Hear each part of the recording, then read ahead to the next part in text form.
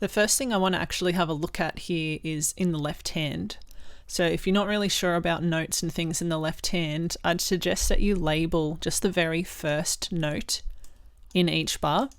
So in the bass clef in the spaces, we have all cows eat grass. So that's a C. And on the lines, we have good boys deserve fruit always. So that's going to be a G. And what's important to notice is that all of them are evenly spaced. So they're all evenly spaced apart from each other in that bar. So in this bar, for example, we have space, space, space. And in this bar, we have line, line, line. So all the notes are equally spaced apart. This is important because it tells us that this is actually a chord that is in root position. If you're not sure what that means, don't worry about it. I'll go over it when we look at the practical side of things. But it just means that if they're all evenly spaced apart, you can label the very first note, like the bottom note of the group, the lowest note, and that will actually tell you what chord it is. There's only one on here where it doesn't work. That's this one, because they're not evenly spaced. This is in a space, this is in a space, and that's on a line. So these two notes are a little further apart than these two notes. It doesn't matter that this is a sharp or anything. These are still the same distance apart. It's only a skip away from there to there. We're only going over one note because we're going over that line. But from here to here, we're actually jumping over a couple of notes. They're not evenly spaced. So this chord is not an F sharp chord. It's some kind of inversion. Don't stress about that right now. I'll show you what it looks like and then you can find which notes they are. What I would also do is play the left hand first as block chords. So you get used to the right hand and you get used to the timing and you get used to the shapes, and then actually break them up and play them separately once you've had a go at playing them as block chords with the right hand. So what you would actually do is play all of these three notes at the same time on the first beat of the bar. So we'll just be converting all these three separate notes into one block chord, and they will all play just on beat one. So I'll show you how to do that in a second. The other thing I want to have a quick look at is our phrases. So this one here is a phrase. Everything underneath that phrase is just nice and smooth and connected. All the notes flow together nicely. These are little slurs. Means basically the same thing as a phrase. All of these notes are going to smoothly run together, and we can actually make a little bit of a break between these two notes. So this note isn't going to necessarily smooth right into that note. You can lift your hand up a little bit. You can create a small break. MP is mezzo piano, moderately soft. We've got our pedal line underneath, so every time we play our chord, or if we're breaking them up, the first note of each chord, the pedal is going down with our pinky. And then it holds for that bar, up and down as we play our new note. It holds up and down as we play our new note. So your foot is basically just going to tap on the first beat of every bar, just on beat one. So 3/4 is just 3 crotchet beats per bar.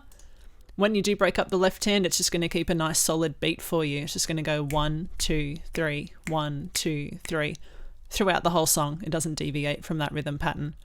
If you're playing them all as a whole chord, you're just going to play the chord and hold it 1, 2, 3, 1, 2, 3.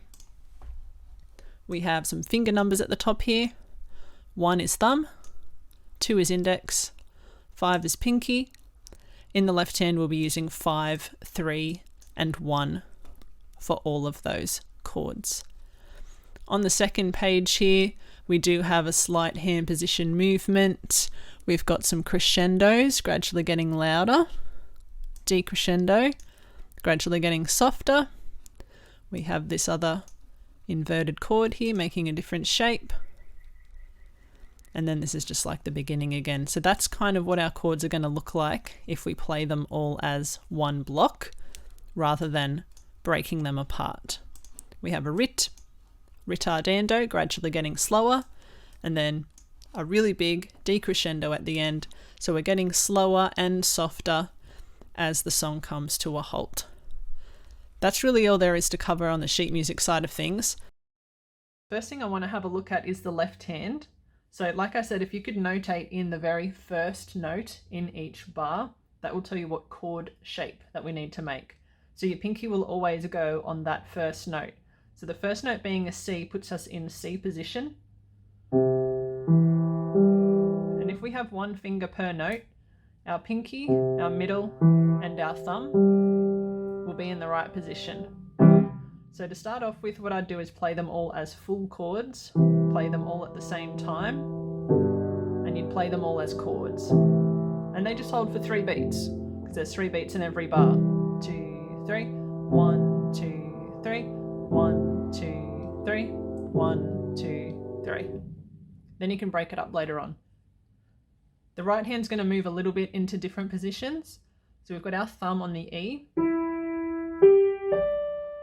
And you just want to swing up, swing on that G. Leave your pointer on the G, swing up. Keep your pointer kind of hovering over that G. Because we want to use it to get back down. So it's sort of bridging us in between those 2 notes. And it's also bridging us between the important beats. So they're beat 1. 1, 2, 3, 1, 2, 3. 1, 2, 3, 1, 2, 3. That's where the momentum really wants to go when you're in 3/4. The first beat of every bar should be a little bit pronounced, and you don't want to heavily accent any of the other notes. So the second line, we're coming back down, thumbs on that E again, and then we just have a regular closed position because we're going to use every note under these 4 fingers. We want to make sure they're there.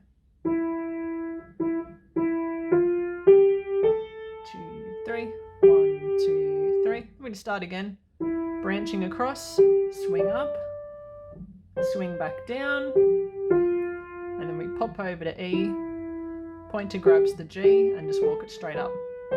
2, 3, move across. So here we have a dotted crotchet. That's worth 1.5 beats.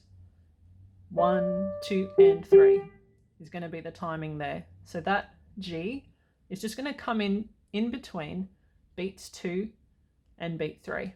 1, 2, and 3.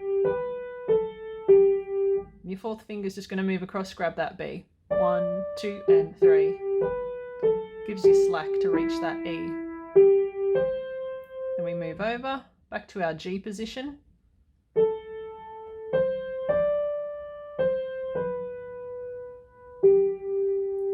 Back over to E, swing up,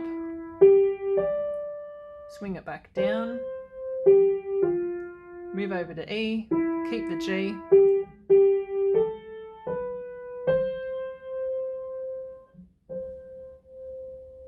so I put in the writ at the end, gradually getting slower.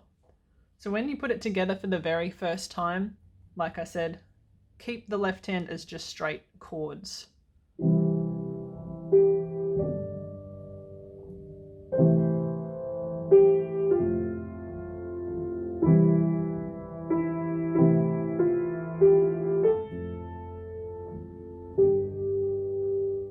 So they all go together on the first beat of the bar. When you break them up, the left hand will be playing on every single beat.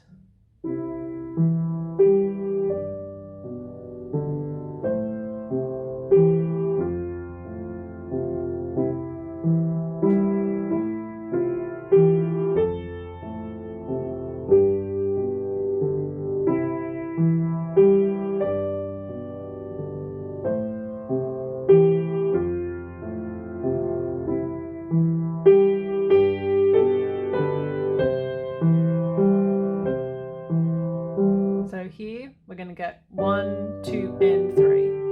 It's going to go in between beats 1, 2, beat 2 plays, 1, 2, and 3.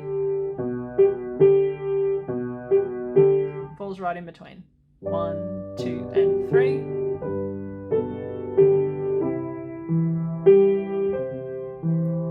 So here comes this chord I was talking about after bar 21.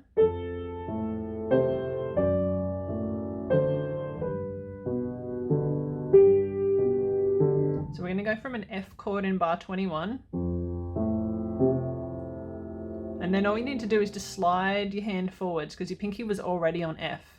Just turn into an F sharp. Keep your middle finger right where it is. That's going to be the same note. and your thumb's just going to move over and get D. So we've got F sharp, A, and D. And then we're just back to a regular G chord. And then this is just like the beginning. Swing up,